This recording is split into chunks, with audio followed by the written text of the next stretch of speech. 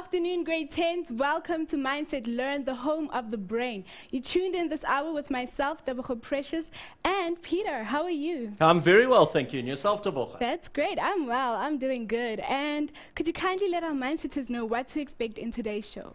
All right, folk. Well, first of all, welcome. It's great to have you on our show again today. Last week, we looked at a bit of perimeter, and we looked at measurement, and we were really focusing it from a grade 10 point of view. What we're going to do today is we're going to run through a few basics, okay? So we're going to start at grade 10, but we're going to accelerate the program and hopefully get you some phenomenal questions that you could be getting in your grade 12 examination, okay? So whether you're grade 10, whether you're grade 11, or whether you're grade 12, the show's for you. Wow, sounds very interesting. I'm sure they can't wait to see what you have in store for them. Well, in the meantime, guys, do not forget about Facebook. That's where you find your posts to today's lesson. Facebook.com/learnextra or mindsetlearn/live is the place to be right now. Are you ready? I'm ready. Hey, but before I begin, Yeah. let me just tell you, tomorrow is a big day in our family. Hey? Huge Okay. day. My son comes home with his report. Ooh. Guys, you know what that means. That could mean serious problems. He's 10 years old, okay? Aw. So he's going to come back with his report. But what I always say to him is this: oi, boy, as long as you're a polite young man, as long as you give of your absolute best and are always a thorough gentleman, I can't ask anything more. His mother, on the other hand, maybe he's not going to get complete supper for a opposite. while. Shame, that is so cute. I really hope, and I trust he did well. I mean, with a very smart teacher as a dad. So I think it's about time we start with the show. Are you ready? Let's go, folk. All right, so we're going to look at perimeter. What is perimeter? What does it involve? Okay, basically in a nutshell, you know that perimeter is the distance that we would follow on the outside of a shape. Whether that shape is a rectangle, whether it's a triangle, or whether it's a circle, okay?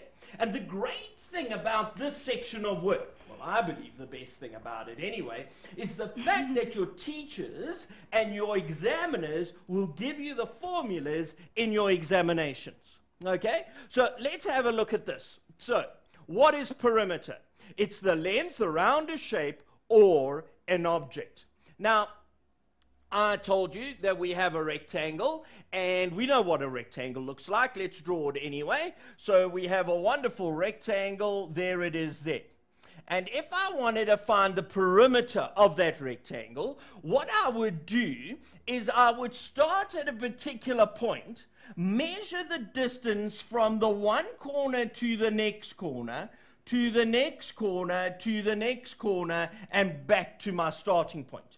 Okay? Then I add up all those distances, and by adding up all those distances, I'm then going to be able to find the total perimeter. Okay, it's basically, and I've said this to you before, I spoke about it last year, it's basically like getting a little ant and putting the ant at a specific point and saying, right, ant, walk. And he walks and he walks and he walks and he walks and he walks and he gets to a corner. And then he walks and he walks and he walks and he gets to the next corner. And he walks and he walks and he walks and he gets to the next corner, and eventually he gets back to his starting point. And the distance that that ant has walked is called its perimeter. Okay. Now, Tebogo, I have this phenomenal thing that happened one day. Okay. So I had the opportunity of teaching some primary school kids, and I told them, it was in a science class, and I said to them, now listen, I want you to come to school tomorrow and do an experiment. Okay. Okay. And this little boy, and I can't give his name on TV, so we'll just call him Ike, okay, because that's a weird name. Right. And Ike brought in a little grasshopper, okay, and he put the grasshopper on his hand, and he said, grasshopper, jump, and the grasshopper jumped. Okay? And I said, Ike, what are you doing? No, wait. He said, watch. So he took some tweezers and he pulled off a leg. And he said, Ike, jump. And it jumped, but it didn't jump as high. Okay. And then he pulled out another leg. And he said, Ike, jump. And he jumped, but not that high. Eventually, there were 4 legs off. Jump. And the guy jumped, but only like so high. Shame. Yeah, no, it was terrible. And then he pulled off all 6 of its legs. and said, jump, and it didn't jump. And I said, Aki, what are you trying to prove? And he said, it's simple. When you pull the legs off, the animal becomes stone deaf. Okay. Crazy experiment. Why did I share that joke? I have no idea. I think the ant story triggered that off. Okay, let's get back to our maths now. Right, so we know the perimeter is the distance that a little ant or a little grasshopper would walk if a grasshopper walked. Okay, then a triangle, the perimeter of a triangle is exactly the same thing. Starting point to one corner, to the next corner, and back to my starting point. Now, the circle is an interesting one because the circle is starting at one point and just walking around the entire shape until we get back to our starting point. Now, we can't add up any sides because a circle has no sides, okay? It's just round. So mathematicians have come up with a formula. And the formula is this, that the circumference of a circle is 2 times pi times the radius. Okay?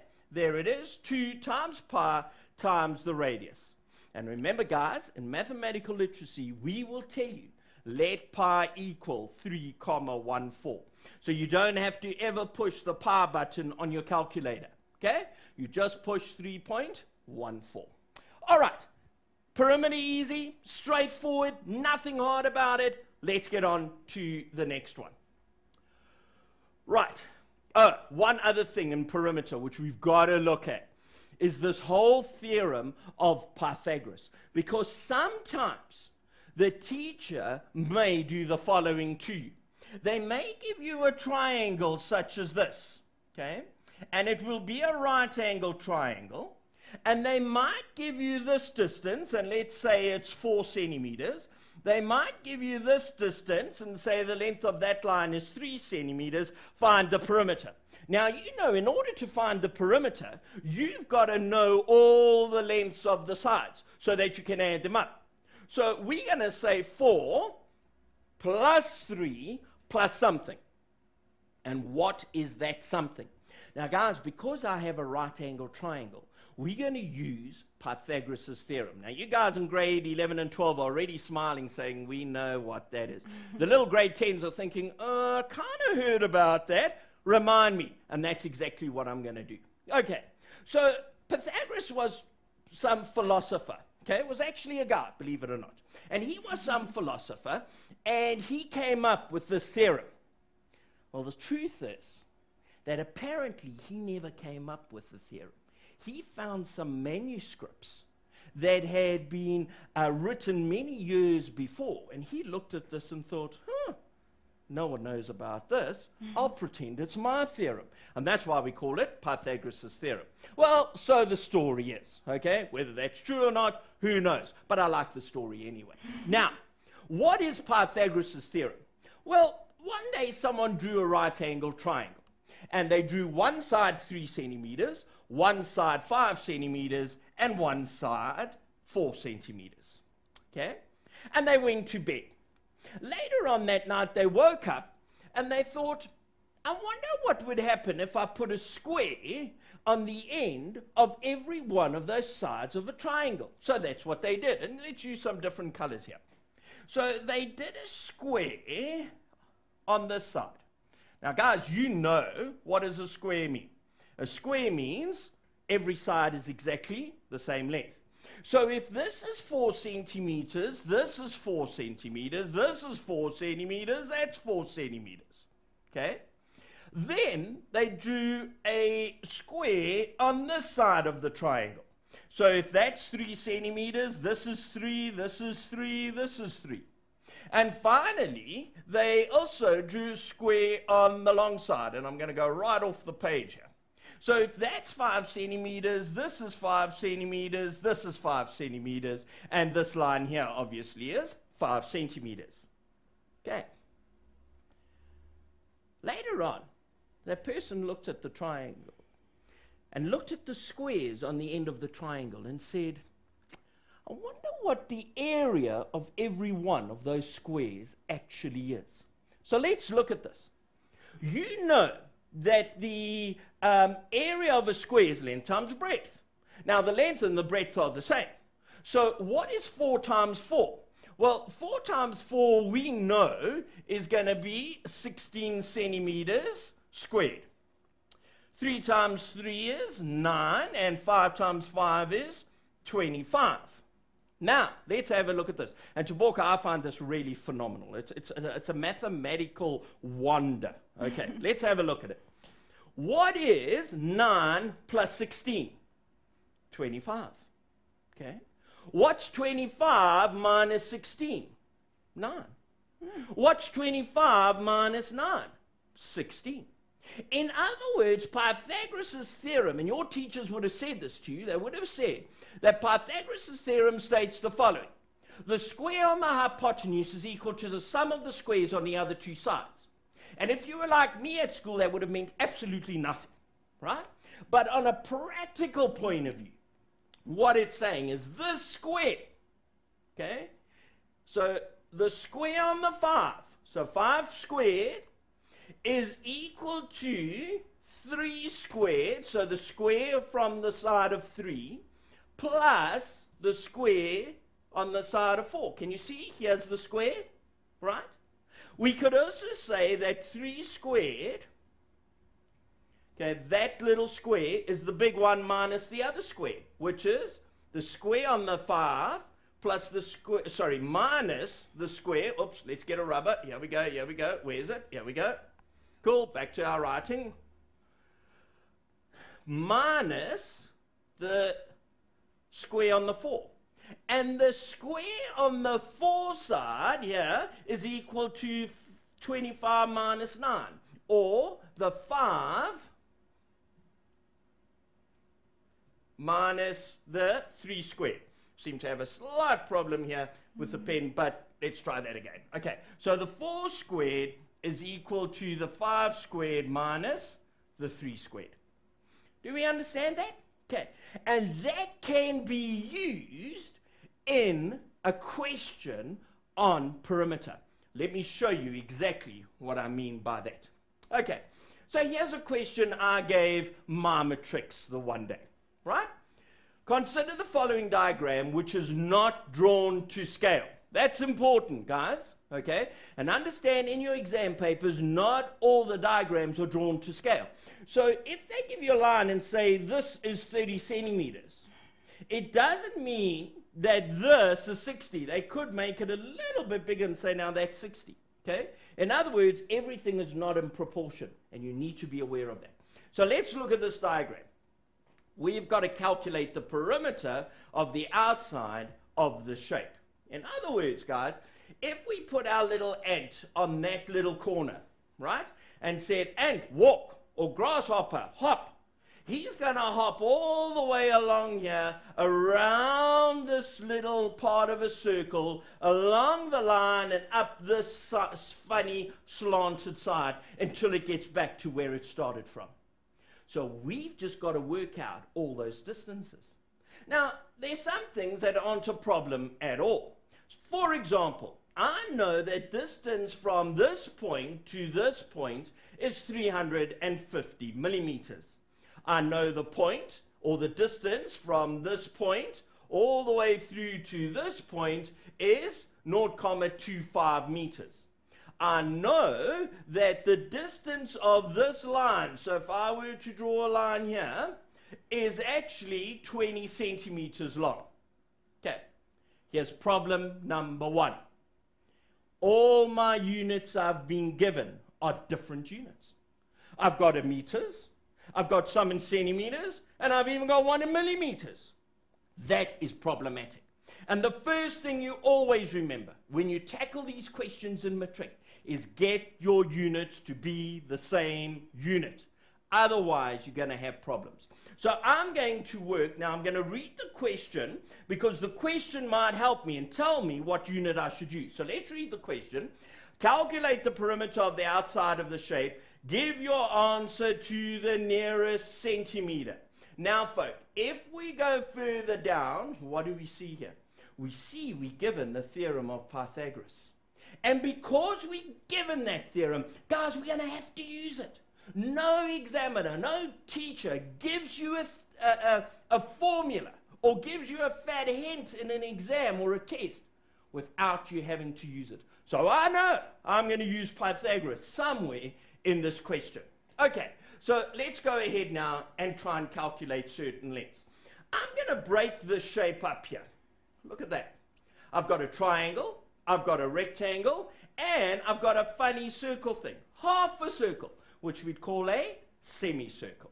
All right, so bearing that in mind now, we know if this is 350 millimeters. In fact, first of all, let's change everything to centimeters. That's 20 centimeters. Fantastic. 350 mils. Now, how many centimeters or how many millimeters in a centimeter?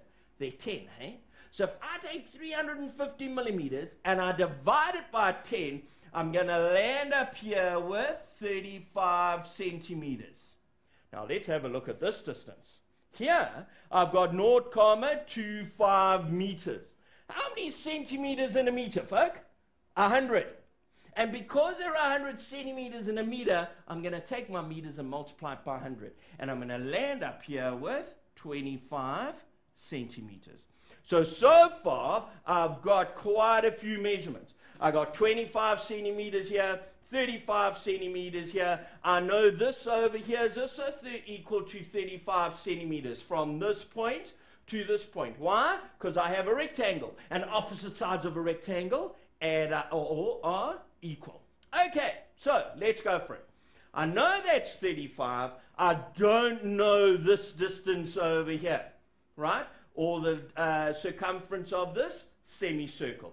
So I'm going to try and work that out. And I'm going to say that the circumference of a circle, we were told earlier, is 2 times pi times r. So I've got 2 times 3,14 times the radius of the circle. Now, folk, what is the radius of the circle? Well, what have I been given here? If you look carefully at my diagram, I've actually been given the diameter.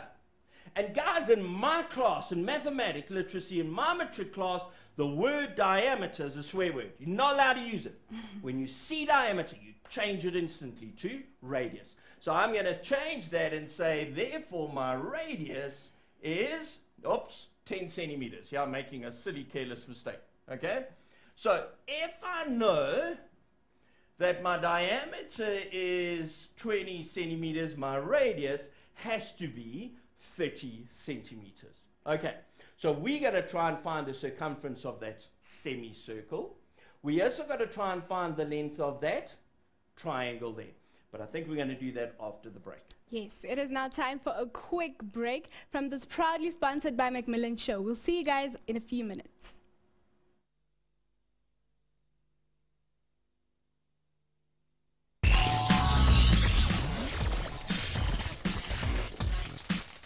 Welcome back, grade 10s. Now, I know you guys need to download notes from our Facebook page. Don't forget to do that. I'm quickly going to post them on our page right now. And I know you're so excited to carry on with the lesson. So without any further ado, Peter, you may carry on. Right, thanks, Taboka. Okay, folk, again, just a reminder, before the break, we were doing a bit of a perimeter problem. And if you look at what's on the board here behind me, we have this weird and wonderful shape. We've broken it up into 3 shapes. We've got a triangle, a rectangle, as well as a semicircle. And we are trying to add up the lengths of all the sides because we're trying to find the perimeter. But our problem came in that we did not have the length of the curved side of our shape. And that's what we're busy trying to do. Now, we know that this is half a circle or a semicircle. We know that the circumference of a circle is 2 times pi times my radius. And we said just before the ad break that whenever I get given a diameter in a test or in an exam, folk, you change that instantly and you make it a radius. Okay, and remember the radius is always half the diameter. So I have a radius of 10. So I've got 2 times 3,14 times 10 centimeters. So on my calculator, let's do this quickly. So we've got 2 multiply by 3.14, multiply that by 10 equals, and my answer is going to be 62,8. Okay, so I've got 62,8. 62,8 what, folk? Centimeters, right? Remember we're working in centimeters.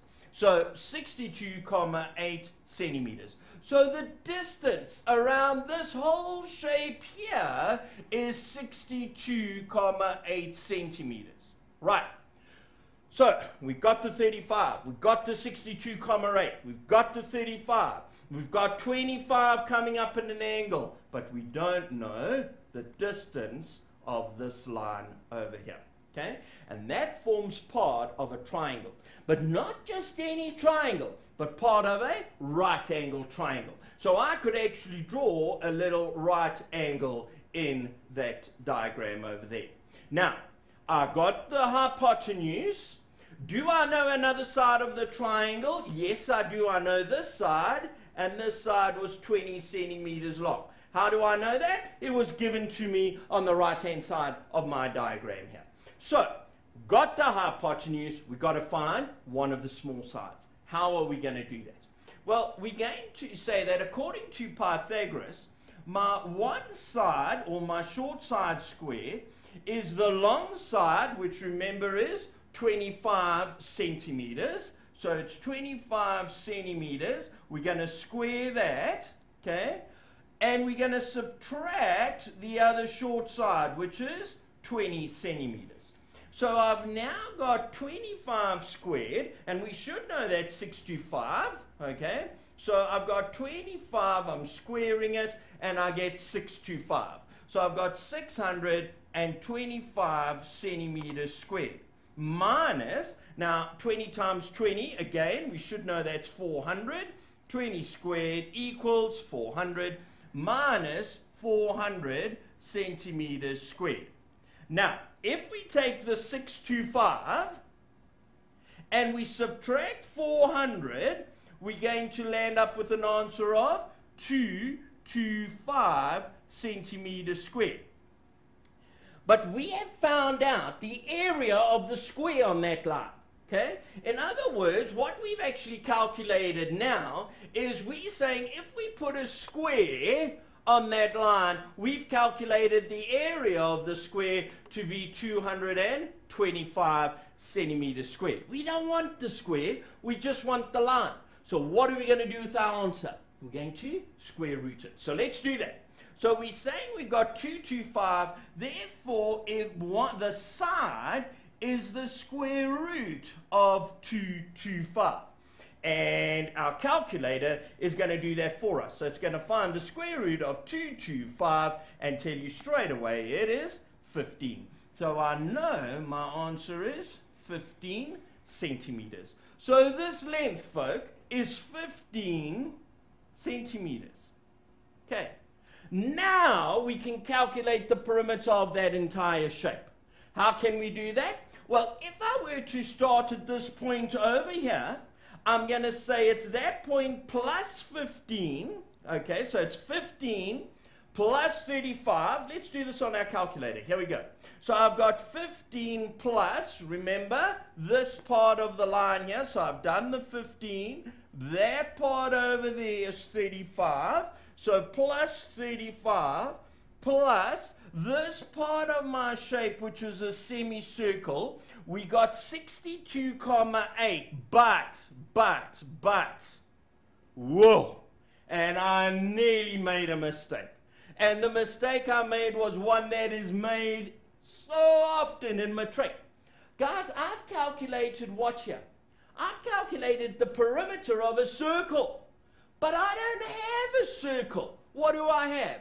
I have a semicircle. So my perimeter is half of that. So were I to divide that by 2, I'm now going to get 31,4 centimeters. Sure, glad we remembered that. So this now is 31,4 centimeters. So let's add that on. Plus 31.4 plus, right, what else are we adding? We're going to add this 35 centimeters plus the 35 centimeters plus what else? finally this line over here, which is 25 centimeters. So plus the 25 centimeters equals, and folks, there's my answer, 141,4. 141,4 what? Centimeters. Sure, that's quite a problem. And you know what? That's the problem that I have with so many matrics at the end of the year. They say, oh, I'm doing perimeter. This is so basic. This is so easy. Anyone can do it. And then they make silly, careless mistakes. First of all, you've got to know the difference between a circle and a semicircle. Okay? Otherwise, you're going to make the mistake I nearly made. And the second thing you've got to know is how to apply the theorem of Pythagoras in working out different distances. Are we okay on that? Okay. Now, let's accelerate this program a little bit. And now, let's start looking at something which we are going to call area. All right. Now, what is area? Okay. So, area is two-dimensional surface enclosed by a boundary. In other words, again, if I have a rectangle, my area, and let's just find our pen again. Here we go. My area of my rectangle is the whole area inside that rectangle. So can you see it's the space within the boundary? And there was my boundary on the outside, and the area is the shading on the inside of that boundary. And guys, for area, okay, you will be given the formula. So the area of a rectangle, okay, is length times breadth. The area of a triangle is half the breadth times the height. And it's not just any height, eh? It's the perpendicular height. Let's have a look at that. So if I were to give you a triangle, here's my triangle, and I said, what is the area? We are going to say the area, let's give you something like this, 4, 3, and 5. The area is half times the base, which we can all see as 3. That's not difficult at all. Times, now is it times 5 or is it times 4? Now guys, the height of that triangle is 4 centimeters. The fact that there's something leaning over doesn't make that the height. So if I were to say to you, guys, my son, who's 10 years old, is taller than me, you're going to say, wow, how did you get that? Right? And I say, cool. And I bring him in, and he comes and he stands as high, and then I lie down. Okay? Who's now taller? All right? I'm still taller than him, but I can't use a slant height to determine my actual height. So the height of this triangle is 4 centimeters. It's not 5 centimeters. So it would be half times 3 times 4, which is going to give you 6 centimeters, but not just centimeters, but centimeters squared. Why? Because we're dealing with area. And guys, that is probably one of the most fundamental things you've got to remember on this whole section on area. Area, we're dealing with centimeters squared, or meters squared, or millimeters squared. Okay? Perimeter was just the unit. Area, we're dealing with squared. Now let's take this area and go a little bit further with it. What we're now going to come across is something called, in fact, here's a question on area. Should we have a look at it quickly? Consider the following diagram, which is not drawn to scale.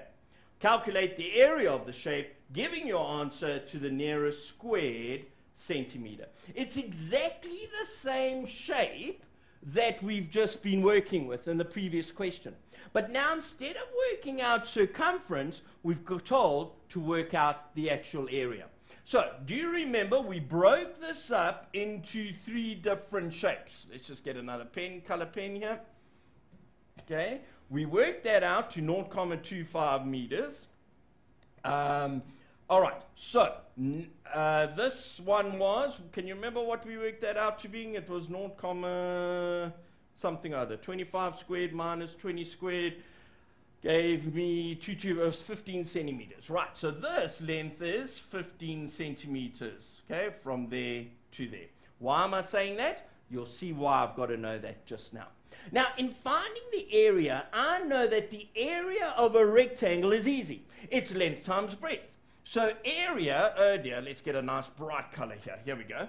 Area is going to be length times the breadth. Now, the length of this rectangle, here it is, here, is 35 centimeters. Remember, we changed the millimeters to centimeters. We changed this to centimeters as well. Okay, and that was also 15 centimeters.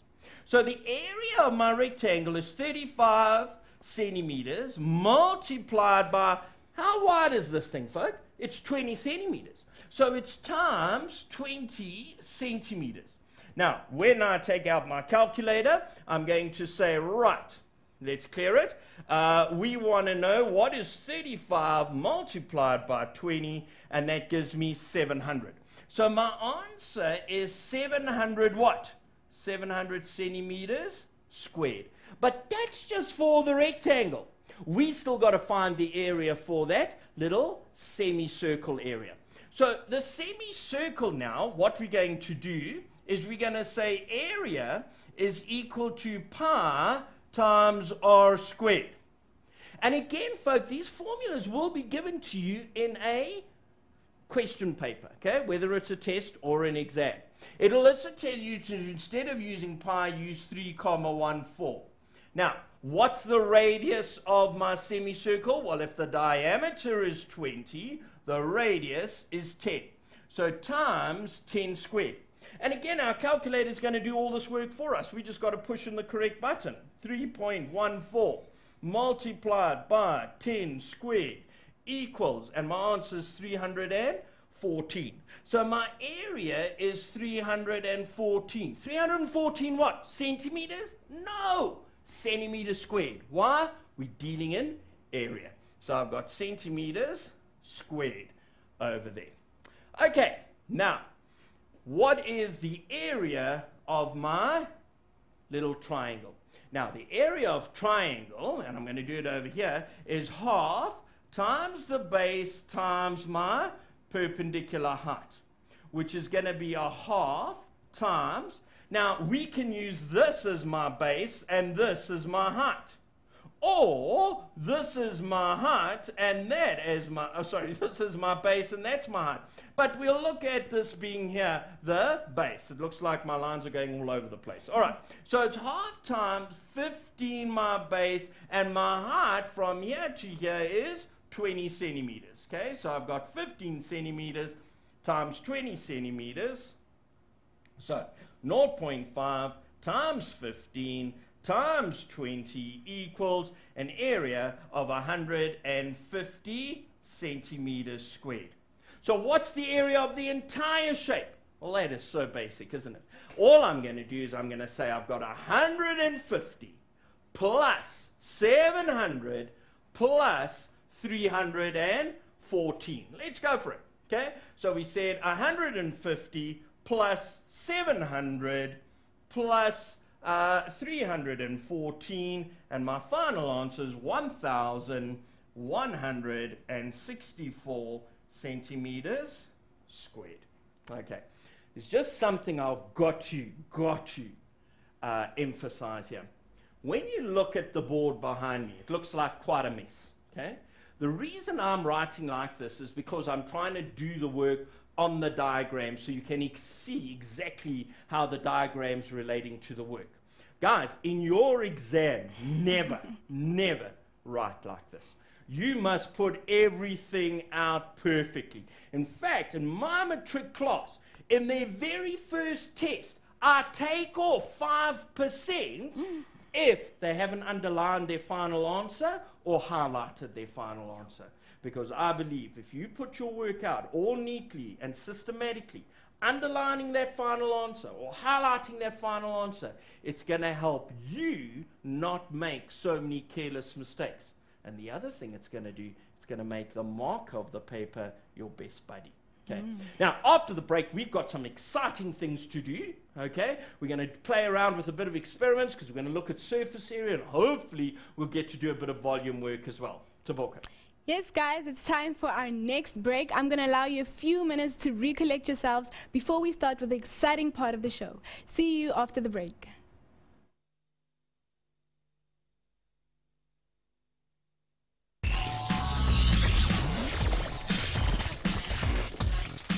Welcome back, Mindsetters. If you haven't downloaded the notes yet, what are you waiting for? I have posted them on facebook.com/learnextra, or you can get them on mindsetlearn/live. Do yourselves a favor, download the notes, and just work with us here with the notes, and just, be with us.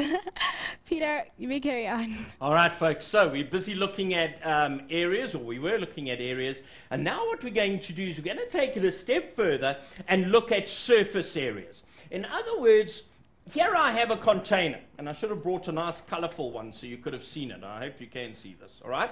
And if you look at this, this is called a rectangular prism, right? It has a base, it has a top, it has 4 sides. Now, if you were ever asked to calculate the surface area of a rectangular prism, what you would actually do is you would calculate the area of the one side, right, and multiply it by 2. Why multiply it by 2? Because there are 2 of them. Here's one, and here's one on this side, okay? Then you'd find the area of this rectangle and multiply it by 2. Why? Because there's one on this side and there's one on this side. Finally, you'd calculate the area of the rectangle at the bottom and then times by 2 as well. Why? Because there's a bottom as well as a top. Okay. But sometimes in a question, which has happened before, they give you a container without a lid and say, we're wanting to paint the entire outside of this container. What's the surface area that needs to be painted? Guys, well, we're going to find the rectangular area of the side, multiply it by 2 because there are 2 of them, find the rectangular area of this side, multiply it by 2 again because there are 2 of them, okay?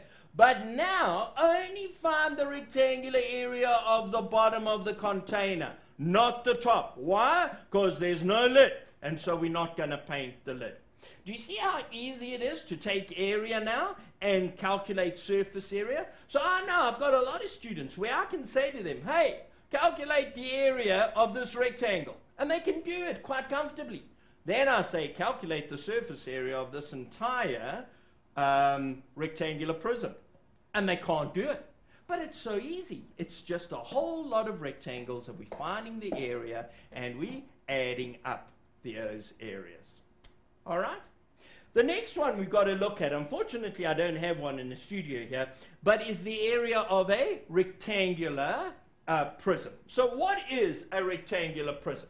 Well, a rectangular prism is a prism, or it's a rectangle, and it's got a square base, right? So here's my square base, and on that base there are 4 triangles.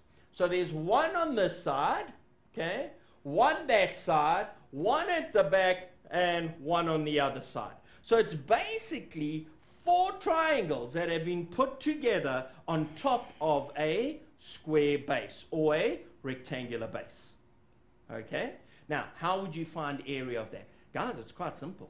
All you're going to do is find the area of the one triangle. And you know how to find the area of a triangle. The area of a triangle is half the base times the perpendicular height. So you find that and multiply it by 4. Then you find the area of the rectangular base at the bottom. And we know how to find the area of a rectangle, length times breadth. So you're going to find one triangle, multiply it by 4, and find the bottom of the base, if it's a square base. If it's a rectangular base, then you're going to have to find 2 different triangles, because one triangle is going to be a different size to the other triangle. Okay. And then finally we come to cylinder. Now in the studio here I have a cylinder, and Taboga, you're going to join me. We're going to come this side now, and here we are, and here I have a cylinder. Now folk, a lot of you will recognize this. Okay, so we're not allowed to advertise on TV because we can get into trouble, but what's inside the cylinder? Pringles. Okay, there are chips inside here, which is just to die for. Okay, and this guy is a cylinder. Right, now if you look at the cylinder, we know we've got to find the area of the bottom and the area of the top. Then we've got to find the area of the whole shape around. Now that's a problem, because we know how to find the area of a circle. We know how to find the area of a circle, but we don't know how to find the area of this thing. Okay, so what we're going to do is we're going to cut this up and try and see what shape this is actually made of. All right, so we're going to pop open this lid. Oh, and it's got another lid to keep in the freshness. And so we're going to try, there we go, and open it. Now, if you look inside here, oh, smell that, that's just, I mean, there's nothing that beats this. Really, do you want one? Come on, Yes, grab one, please. grab one. Okay. Thank you. Okay, enjoy it, hey? And our producer's probably watching now. They're in the recording studios dribbling, because I know this is probably their favorite as well. Okay, so I'm going to pour these into this container, because we'll probably keep it for the producer for the next show. They can chow through it. All right. Right, now what I'm going to do is I'm going to cut this shape up. Right, so with our pair of scissors, oh, gee, this is really tough, eh? They make these rectangular things really tough, and I suppose they have to, because otherwise things are going to fall out and things. Okay, so I've cut down the side. Now what I'm going to do is I'm going to cut the bottom off. Okay? Well, I'm going to try and cut the bottom off. So here we go. And we're cutting the bottom off. It's rather painful doing this, but I think it's a wonderful way to show our viewers how to calculate the area of a cylinder. Okay. So now, here we go. We've got the round part. Okay? Do you want to hold this up? Sure, and no this problem. one up? Okay. So if you look carefully now, we've got two circles, and we've got this. Now, guys, look what happens. Remember, I can see you right through here. Can you see me? Yes, I can see I can you. see the camera as well. Okay. Because the top and the bottom are gone. They're in your hands. Now, look what happens when I open this. With great strength and muscular power. There we go. And there it is. Okay? Now, what do I have? I actually have a Square. rectangle. Oh, Okay? it's a rectangle. Okay, it's a little rectangle. Okay. There it is. Looks like a square, this one, doesn't it? Okay, so how do we find the area of a cylinder? Well, it's finding the area of two circles and finding the area of the a rectangle. rectangle. And guys, you know how to calculate the area of a rectangle. The area of a rectangle is length times breadth. Okay? Now, the breadth is easy, because another name for the breadth in this case is the height of the cylinder. Okay? So instead of saying breadth, we can say height. Instead of saying length, we can say circumference. So how do we calculate the surface area of a cylinder? It's Area of a circle. area of a circle, which is pi times r squared, times 2, because there are two of them, plus height times circumference, which is 2 times pi times r.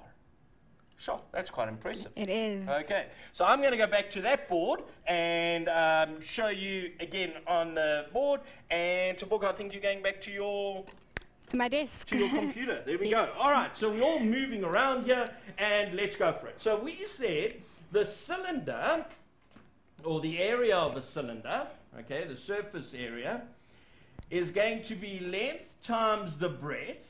The length of our cylinder, okay, was what? It was the height, right? And the breadth was the circumference. And circumference is 2 times pi times r. But to that, we've got to add my two circles. So circle is pi times r squared times 2, because there are two of them. Okay? So I've got plus 2 times pi, oops, there's pi times r squared.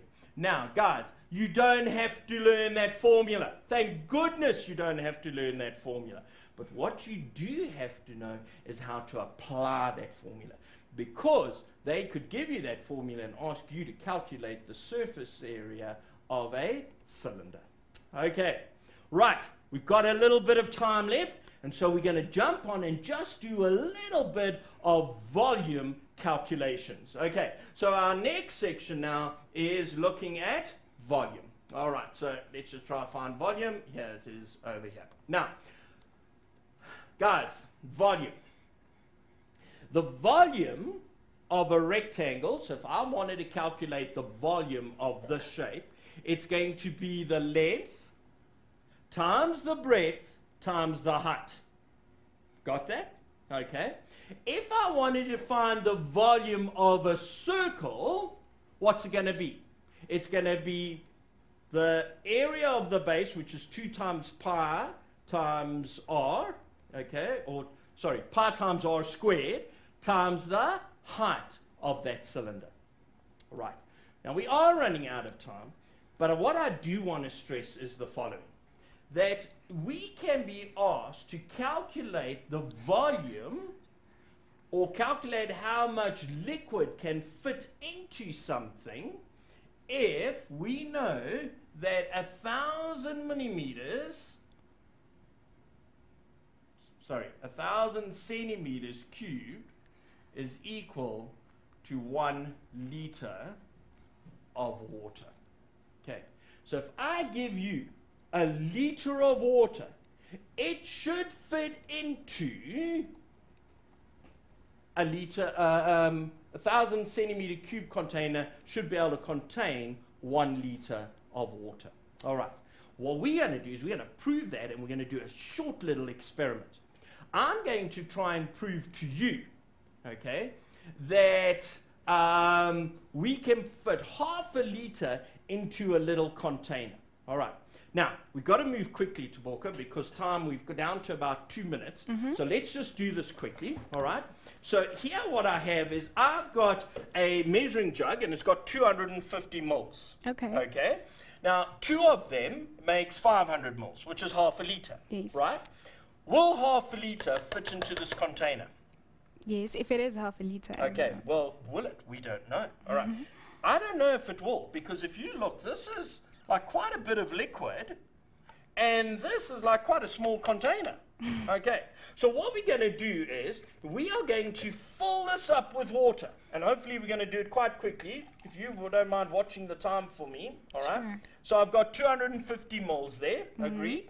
Now what I was going to do was just put a bit of food coloring in so you can see it on TV. Okay. So there you are. You can see a bit of green. I think you can see, it's easier to see the green than a clear liquid. Yeah. Okay. All right, cool. So we've got that there. Now, I'm going to pour this into this little funny little square. So here it goes. The green water's going in. Can we see it? Okay. Right, that's only one. And we're only here. Will it be able to fit in another one? Let's try. Yes. So we're now trying again another 250 mils, which is another quarter of a liter. So here now we've got, will half a liter fit into this tiny little container? And guys, yeah, there it does. Wow. Perfectly. Okay. Full. Now I would never have thought that. Agreed. But how would we have known that this would fit into this? Well, there's a way we can do it. We could work out length times breadth times height, then convert that, find that in centimeters cubed, convert it to milliliters, and see if that would be equal to 500 milliliters. But you know what? We don't have time to do that. We always run out of time on these We programs. do, and it's so we much had so many fun. experiments planned. I even had a tin of peaches and Aw. a little container. We were going to try and fit all these peaches into this In tiny there. container, and we've run out of time. It All sounds we've like a got- great experiment. That's right. So I think, Taboka, you're going to go back to your spot No, there. it's fine. I'll Are just you gonna stay say here and goodbye? say goodbye to the mindset. I'm going to team. say goodbye to you. Thanks very much, and I'm going to eat a chip. Taboka? Thank you so much, guys, for tuning in. I'm sure that you guys had a great time in today's lesson. And don't forget to download the notes if you missed out on anything. And thank you to Macmillan for allowing us to, for allowing you guys to tune into the show. And without much to say, goodbye.